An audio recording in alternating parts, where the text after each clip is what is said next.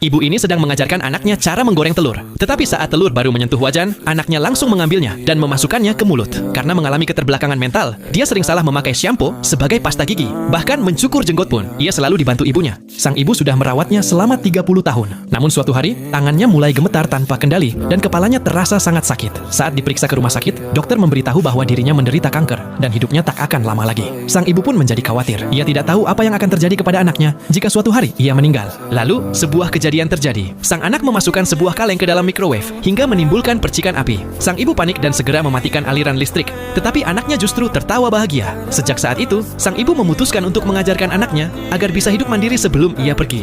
Ia mulai mengajari anaknya cara menggoreng telur lagi. Tetapi sang anak selalu memecahkan telurnya di luar wajan. Kemudian, ia mengajarkan bagaimana cara naik kendaraan umum. Namun saat sang ibu menjelaskan rutenya, anaknya justru sibuk memakan roti. Sang ibu menjadi marah dan tak sengaja menjatuhkan rotinya, membuat anaknya sedih sampai menangis dengan keras. Agar anaknya mempunyai penghasilan, sang ibu menyuruhnya bekerja di toko roti. Namun, saat orang lain menyiapkan sandwich dengan hati-hati, sang anak malah memakan semua bahannya. Ibu menamparnya dengan keras dan memarahinya dengan tegas. Sang ibu mulai putus asa. Ia mulai menyalakan api, ingin mengakhiri semuanya pergi bersama anaknya. Namun tiba-tiba, anaknya duduk setengah tertidur dan berkata bahwa ia masih ingin makan telur goreng besok. Sang ibu langsung menangis terseduh-seduh dan mulai sadar untuk tidak menyerah demi anaknya. Sejak saat itu, dia membeli banyak buku tentang cara merawat orang disabilitas dan mempelajarinya dengan seksama. Kemudian, sang ibu mulai mengubah cara mendidiknya. Ia menggambar rute bis yang rumit menjadi gambar-gambar menarik. Sang anak melihat gambar itu, mengenali gedung-gedung penanda, lalu menekan tombol berhenti dengan tepat dan belajar menemukan jalan pulang. Selanjutnya, sang ibu memberi label pada semua peralatan rumah dan menuliskan petunjuk langkah demi langkah dengan teliti.